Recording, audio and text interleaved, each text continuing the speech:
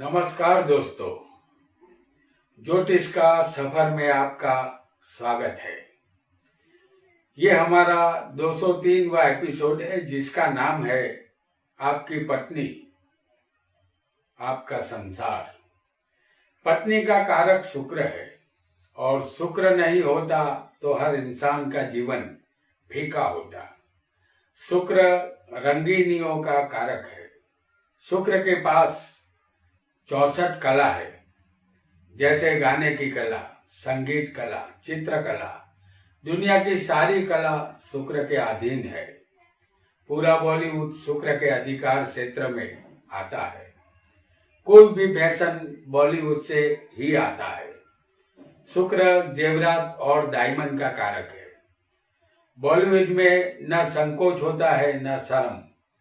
वहां न जाति पाति का भेद होता है और न ही यहाँ कोई अपना होता है न पराया होता है। जिंदगी के मजे लूटना ये शुक्र का स्वभाव है। 9 ग्रहों में शुक्र जातक की पत्नी है। पत्नी लक्ष्मी का रूप होती है। बिना लक्ष्मी के इंसान का जीना मुहाल होता है और बिना पत्नी के भी किसी भी इंसान का इस दुनिया में आना बेकार ही सिद्ध होगा। संसार का सुख जब तक इंसान नहीं भोगता उसका फेरा फोगत ही माना जाएगा। जातक के जीवन में कितनी स्त्रियों का प्रवेश होगा ये जातक की कुंडली ही बता देती है। आज हम जानेंगे कि वह कौन से योग है जिसकी वजह से जातक के जीवन में दूसरी शादी का योग बनता है और कभी कभी 3 या 4 शादी का योग भी बन जाता है। आइए यह योग कैसे बनता है इसे हम जानते हैं। आपका कोई भी लग्न हो सकता है। हम यहाँ जो भी कुंडली बताएंगे वह एग्जाम्पल कुंडली होगी। आपकी कुंडली में कोई भी लग्न हो सकता है। आपको सिर्फ ग्रहों को और स्थानों को याद रखना है। हम यहाँ आपके लिए सही लग्न की कुंडली बनाते हैं। सही लग्न 8वें का मालिक, सही लग्न में 8वें का मालिक कोई भी ग्रह हो। जैसे यहाँ सही लग्न में 8वें का मालिक बनेगा गुरु। सही लग्न की ये कुंडली है, इसमें 8वें का मालिक बनेगा गुरु। अगर ये 7वें स्थान में अगर गुरु आ जाए किसी की भी कुंडली में तो यहाँ होगा कुंभ राशि का गुरु। अगर ये गुरु 8वें का मालिक बनकर 7वें स्थान में बैठ जाएगा तो यहाँ 2 बार शादी होने का योग बनेगा, क्योंकि ये अष्टमेश है जो मृत्यु का मालिक है और मृत्यु का मालिक बनकर 7वें आया है। यह 8वां स्थान लंबी बीमारी का भी है और 8वें का मालिक अपने स्थान से भी वो 12वें बैठा है, तो ये अच्छी बात नहीं होती है। तो नतीजा यहाँ 2 शादी पक्की समझनी चाहिए, यानी जातक की 2 बार शादी यहाँ हो सकती है। आइए एक और योग को भी जानेंगे। लग्न यहाँ कोई भी हो, सप्तम भाव में जितने ग्रह शुक्र के साथ होंगे, जैसे हम सप्तम भाव में आपको दिखा रहे हैं शुक्र को। सप्तम भाव में जितने ग्रह शुक्र के साथ होंगे उतनी स्त्रियों के साथ जातक के संबंध रहेंगे। जैसे समझ लीजिए कि यहाँ पर बुध हो और सूर्य भी किसी को हो सकता है, तो 2 ग्रह और है शुक्र के साथ। तो शुक्र के साथ जितने ग्रह अगर सप्तम स्थान में होंगे तो जातक के संबंध यहाँ पत्नी के साथ मधुर नहीं रह पाएंगे और यहाँ भी उतनी ही शादी होगी, क्योंकि 7वां स्थान पत्नी का है और पत्नी के स्थान में अगर 2 ग्रह और आ जाएंगे तो यहाँ ऐसा मानना है कि शादी 2 बार यहाँ होगी। आइए एक और योग को भी जानेंगे। यहाँ हम आपके लिए मेष लग्न की कुंडली बनाते हैं। मेष लग्न में 7वें का मालिक बनता है शुक्र। अगर 7वें का मालिक 1, 4, 7 या 10वें केंद्र में हो, स्वग्रही हो या उच्च का बलवान हो तो 3 या 4 पत्नी का योग यहाँ बनता है, क्योंकि शुक्र यहाँ पर स्वग्रही है और इसे केंद्र में होना चाहिए। पहले, चौथे, 7वें या 10वें शुक्र स्वग्रही या बलवान होना चाहिए। मीन का शुक्र भी उच्च का होता है, किसी को केंद्र में उच्च का और मीन का शुक्र भी हो सकता है। हमने एग्जाम्पल के तौर पर आपको शुक्र को तुला राशि में बताया है, जो स्वग्रही होती है ये राशि। शुक्र इसमें स्वग्रही बन जाते हैं। आइए एक और योग को भी जान लेते हैं। हालांकि केंद्र में शुक्र कहीं भी हो सकता है, किसी भी स्थान में, लेकिन उसे स्वग्रही या मीन राशि में उच्च का होना जरूरी है। हमने सिर्फ 7वें स्थान में आपको शुक्र दिखाया है। मेष लग्न की कुंडली अब हम आपके सामने लाएंगे फिर एक बार। मेष लग्न में लग्नेश और सप्तमेश, जैसे सप्तमेश यहाँ कौन बनेगा? शुक्र। तो मेष लग्न में सप्तमेश और लग्नेश, यहाँ लग्नेश मंगल है, शुक्र सप्तमेश है। दोनों की युति अगर 6ठे या 8वें होगी, जैसे हम आपको दिखा रहे हैं, 6ठा स्थान ये है,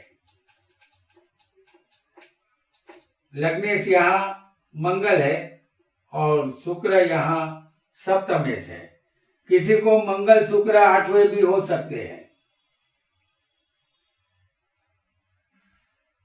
तो मंगल शुक्र की युति, जैसे लग्नेश और सप्तमेश की युति 6ठे या 8वें अगर होगी तो यहाँ 2 बार शादी होगी, ऐसा निश्चित मानना चाहिए, क्योंकि ये पक्का योग है।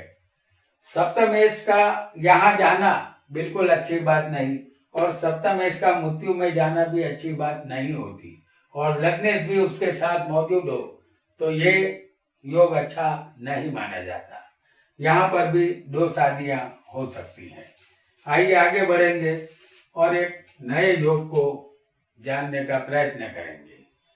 शुक्र पापी ग्रहों के साथ किसी भी स्थान में नीच का हो, यहाँ हम कन्या लग्न की कुंडली प्रस्तुत करेंगे। तो शुक्र पापी ग्रहों के साथ नीच का हो और कन्या राशि में बैठा होगा, जैसे हम यहाँ आपको दिखा रहे हैं शुक्र को लग्न में। ये कन्या राशि है, इसमें शुक्र नीच का है, तो ये शुक्र नीच का बैठा होगा, जैसे हम यहाँ कन्या राशि में, कन्या लग्न में भी दिखा रहे हैं आपको, कन्या लग्न में। तो आपके लिए अगर किसी भी कुंडली में ये लग्न हो सकता है, तो ऐसे लग्न में शुक्र के साथ राहु, सूर्य, शनि और मंगल हो, जैसे हम आपको दिखा रहे हैं राहु, सूर्य, शनि और मंगल। अगर ऐसा योग बना होगा या 2 या 3 ग्रह भी होंगे, सूर्य, शनि, राहु और मंगल नीच के शुक्र के साथ अगर होंगे, तो दूसरी पत्नी की दस्तक जातक को सुनाई देगी, यानी 2 बार शादी यहाँ करनी पड़ेगी। आइए एक और योग को भी जानेंगे। यहाँ फिर एक बार हम मेष लग्न आपके लिए प्रस्तुत करेंगे, और मेष लग्न हो और उसमें शुक्र बैठा हो, जैसे हम यहाँ आपको दिखा रहे हैं। और 7वें स्थान में बहुत से पापी ग्रह मौजूद होंगे, जैसे 7वें स्थान में होगा सूर्य, मंगल, राहु और शनि।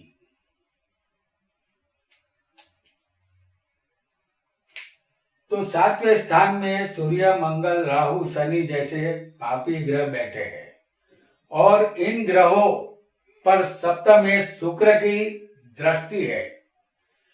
तो एक शादी से यहाँ काम नहीं चलेगा, जातक की शादी एक से ज्यादा बार होगी, ऐसा आपको निश्चित मान लेना है, क्योंकि सप्तम स्थान यहाँ पीड़ित हो जाता है। और सप्तम का जो मालिक है शुक्र, वो अपने शत्रु के घर में बैठा है, और राहु, सूर्य, शनि, मंगल की ये दृष्टि में भी है, तो ये पीड़ित है। इस वजह से इस जातक की शादी 2 बार होती है। यहाँ हम फिर एक बार एक और योग को जानेंगे और प्रस्तुत करेंगे आपके सामने कर्क लग्न की कुंडली को। कर्क लग्न से दूसरे स्थान में कोई पाप ग्रह बैठा हो, जैसे यहाँ पर कौन सी राशि आएगी? सिंह राशि आएगी। और यहाँ पर अगर शनि मौजूद हो, कर्क लग्न की कुंडली में दूसरे स्थान में कोई भी पाप ग्रह होना चाहिए। हम आपको शनि को दिखा रहे हैं, यहाँ पर कोई और भी पापी ग्रह बैठा हो सकता है। जैसे ये कर्क लग्न की कुंडली है और सिंह का शनि और उस पर धनेश की दृष्टि होगी, ये सिंह राशि का शनि है। तो धन का मालिक कौन हुआ? धनेश कौन हुआ? सूर्य।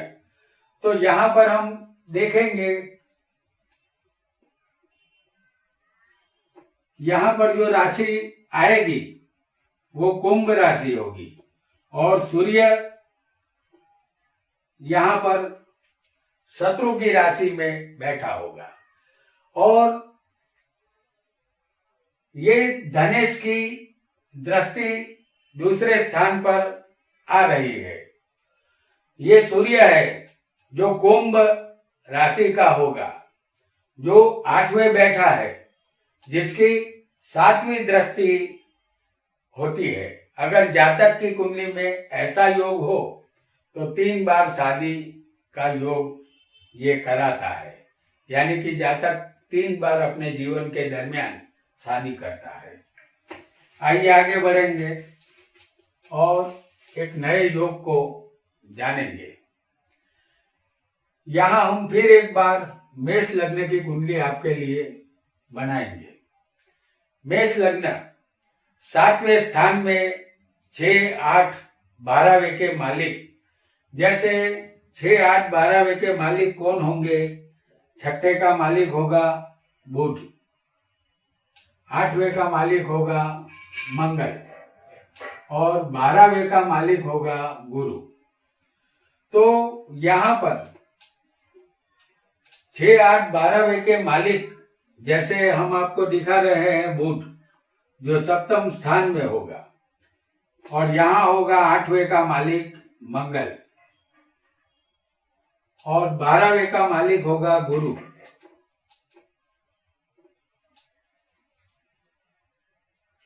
तो ये तीनों अगर 7वें बैठे होंगे और सप्तमेश यहाँ शुक्र बनेगा।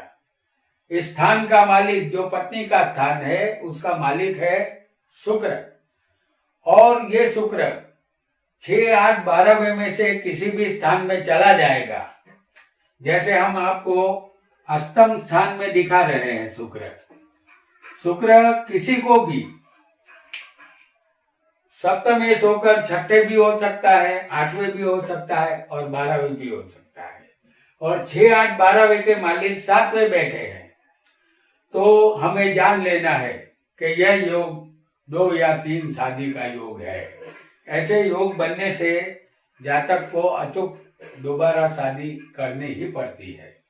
आइए आगे जानते हैं एक नए योग को और उसे भी समझने का प्रयत्न हम करेंगे। यहाँ कोई भी लग्न हो सकता है और शुक्र गुरु की युति केंद्र में हो। जैसे हम यहाँ आपको बता रहे हैं, शुक्र और गुरु, ये युति केंद्र में होनी चाहिए, पहले, चौथे, 7वें या 10वें। तो शुक्र गुरु की युति केंद्र में हो या शुक्र मंगल की युति किसी को केंद्र में आ जाए। जैसे हम यहाँ दिखा रहे हैं कि शुक्र और मंगल सप्तम स्थान में बैठे हैं, तो शुक्र गुरु की युति ना होकर शुक्र मंगल की युति भी किसी भी स्थान में, इस केंद्र स्थान में हो और 7वें कोई भी पाप ग्रह मौजूद हो, जैसे यहाँ मंगल खुद पाप ग्रह है जो यहाँ मौजूद है, तो ये अच्छा नहीं माना जाएगा।